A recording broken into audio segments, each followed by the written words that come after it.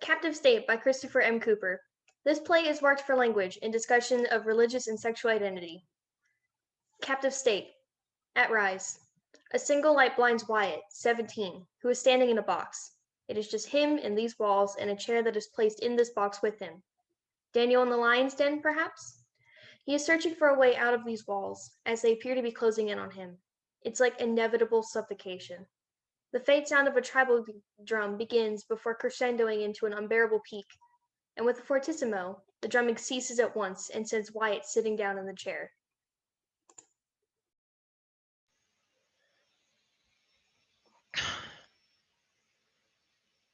It's okay. I'm not hungry. No, really. I promise I'm fine. Well, the ride here was a little rough, I guess. There was a lot of straight roads through the fields, and, I get pretty anxious when I feel like I'm in the middle of nowhere, not feeling like I have an escape, an out. And not just that, it was so damn quiet. It was just silence. You know how bad it is to be stuck in a little cube on wheels for 3 hours with only your thoughts? Especially these thoughts. My thoughts.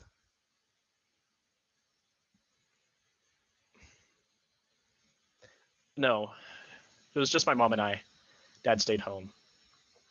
He's kind of been extra distant since my birthday when shit hit the fan.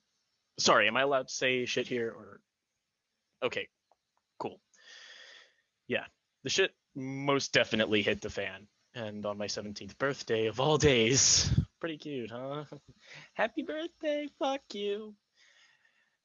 Happy birthday, fuck you. Happy birthday, dear wife. Oh, don't say. Got it. I really like these decorations. That crucifix is pretty rad. I'm sorry, I'm just really nervous right now. And I'm very scared, too. What's gonna happen? You're just gonna ask some questions? That's what's gonna help cure me?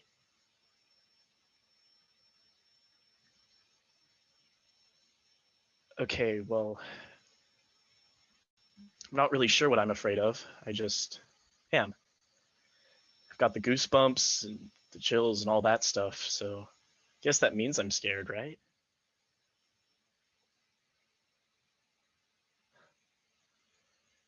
What do I want? Well, if I knew that, I wouldn't be here right now. What do I want? Do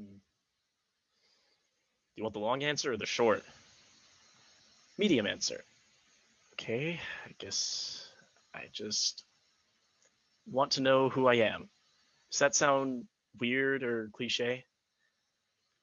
It's just that everything feels so fuzzy and censored right now. My whole life, my whole existence feels like one big contradiction at the moment, and I just need to know that I'll be able to trust myself and my feelings at one point. I need to know that my feelings won't betray me. Yes, I understand. It's all a process. You know what I miss most? I miss being a child. I know, it's silly, but I really miss it, Everything was just so damn simple and everything just made sense. Well, love was just a four-letter word that caused no harm. It's when I was happy, and I miss it. I miss it so much I can hardly describe it. God, I wish I could. Oh, sorry. Goodness, I wish I could just go back to when I was little. And they'd clean up your shit for you and not expect you to feel bad for making a mess. It was like the mess was encouraged back then, and they just put a smile on their face and fixed everything. But now, no siree, no messes allowed. I miss it. Lights up on 5, who is Wyatt at 5 years of age. He sits on the ground playing trains with his mother while Wyatt diverts his attention to them. Mama, am I enough? Oh, what kind of question is that? Of course you're enough. You're the stars and the moon and the sunshine all at once. You're everything. You're more than enough. All the stars? I think so. That's a lot of brightness. Well, so are you. I miss it. 5 tries to connect 2 trains together, but it isn't working because he's using 2 south magnets. Mama, they're not connecting. That's because you have the wrong side. Here, try this. Mom flips one of the trains around so that the 2 join together. You know why these didn't work? Huh. Because opposites attract. If you feel that again, that weird wobbly feeling when you're trying to connect the trains, just know that all you have to do is flip the train around. Even if mommy's not there, you can do that on your own. Are you even paying attention, Stinker? What did I say? Opposite tracks. Opposite train tracks? My goodness, what am I going to do with you? Say it with me. Opposites attract. Opposites attract. Opposites attract. There you go. Mom and 5 share a high five. I love you so much, sweetie. To the moon and back. This vignette fades and the attention diverts back to Wyatt.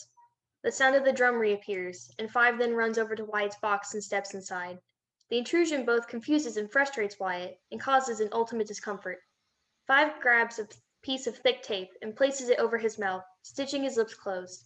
As this is going on, That was the first time I remember hearing her say that. I love you. I don't really remember her ever saying it like that again, ever again. I mean, she said the words since, but it's never felt the same. It's like the railroad is all warped now or something. What's changed since that first time? I've gotten older, I guess. They've stopped caring. a new vignette appears with Dad and 12, who was Wyatt at 12 years of age. Dad is writing a note at the table while 12 sits on the floor playing a video game. Hey, Wyatt, put these hoodies up on the banister upstairs. Wyatt, I'm gonna shove those hangers up your ass if you don't put them on those sweaters. Jonathan! Oh, for fuck's sake, Wyatt, get up off the ground. Jonathan, give him a goddamn break. We were a very Christian family. He's just sitting on his rear end the whole time playing that game. I mean, it's annoying. I need help around here, and you sure as hell aren't giving it to me, so I have to resort to him. I'm almost done, Dad. Just let him finish this round and then he'll take the sweaters up. Deal? Yeah, deal. Now, you're the reason that we're leaving each other. I hope you know that. Dad, I'm sorry. I'd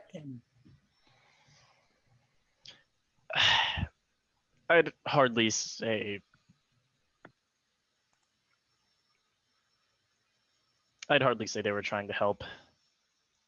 Maybe they thought they were, but they weren't. They were just making everything worse. An abrupt shift in tone, and the drumming begins again. 12 walks over to the box and stands with 5 and Wyatt as he places tape over his mouth too. For a second, everything stops. The drumming, the words, even the air. My eyes? They're hazel.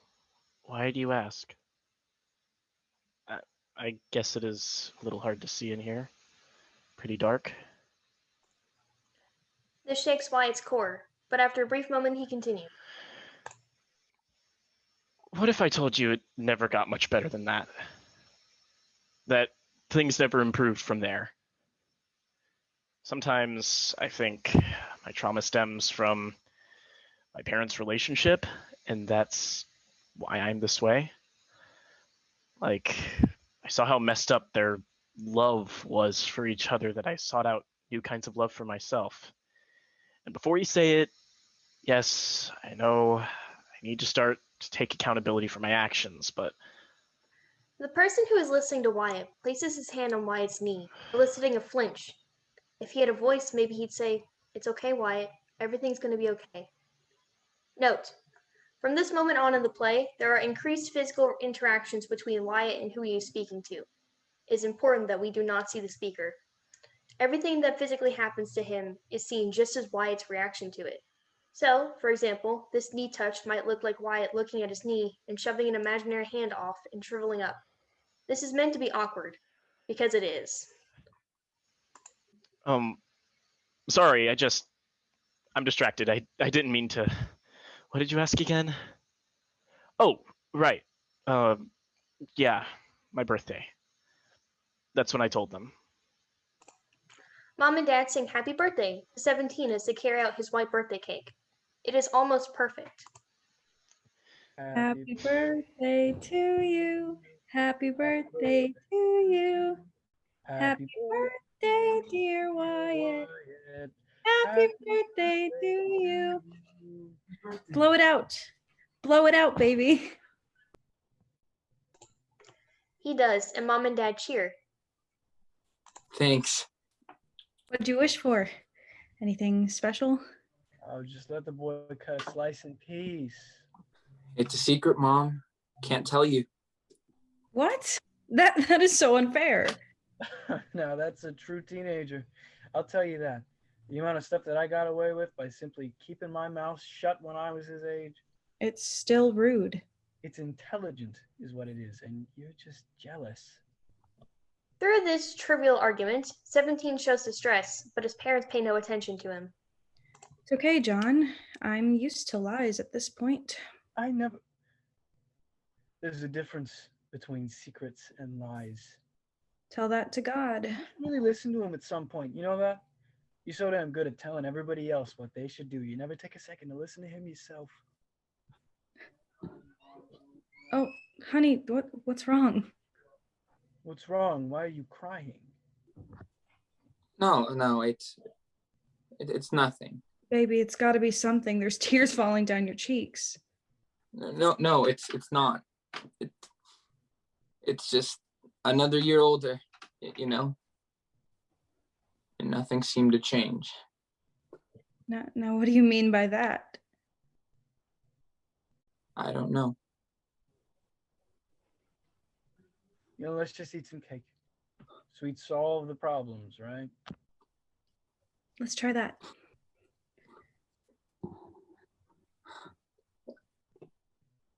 The cake is vanilla. But that's your favorite flavor. It's the same one we've always made you. You're 17 years old, and this is what you're crying over? No, I really like vanilla. I just wanted pink frosting. That's all. Really, I'll get over it. Pink is a girl's color, Wyatt. It's just the color, Dad. It's not that big of a deal. Pink is for girls, Wyatt. Blue is for boys. Then what if I don't like it? What if blue isn't for me? It is. Your childhood bedroom back in Georgia, blue. Your first pacifier as a kid, blue. Your stuffed animal from preschool, blue. It's all blue. But it's not me. Just because you shoved stuff in my face for 17 years now, just to get me to feel a certain way, doesn't mean I'm suddenly who you want me to be. You know, you sure as hell aren't who we want you to be. That's for damn sure. It's like I'm never enough. You're not enough. John. And then it happened.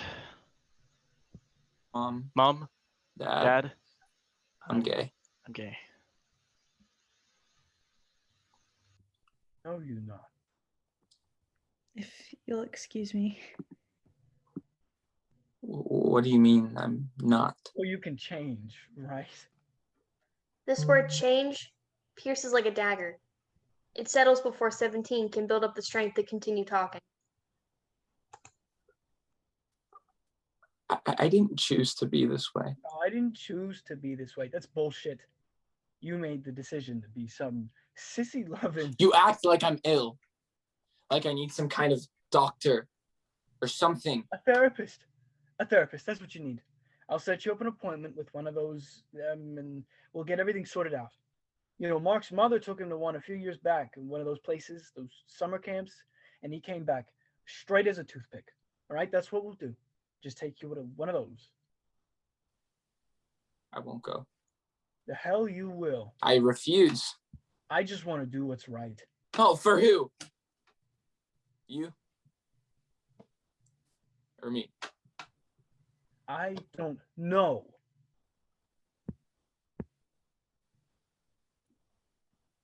Why won't you love me?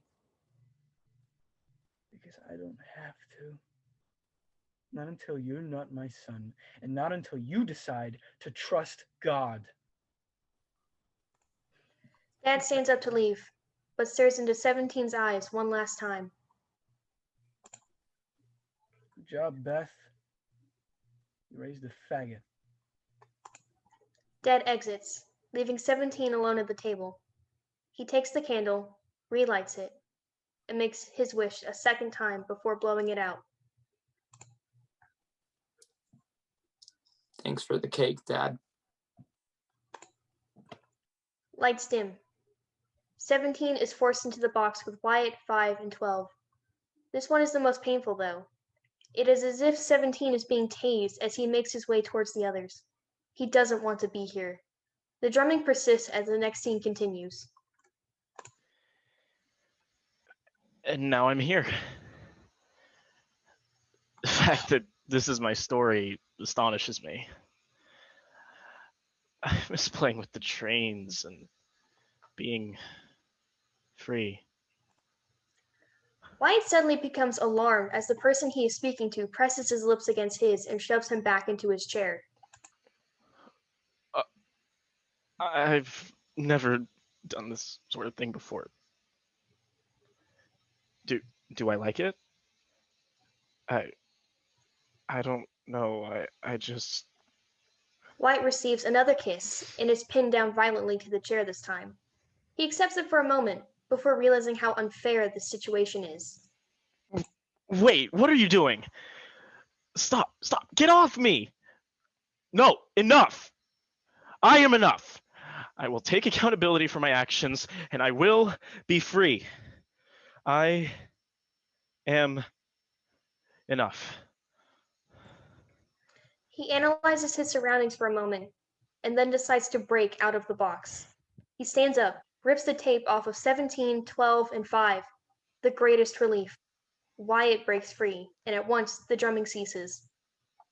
Lights out. End of play.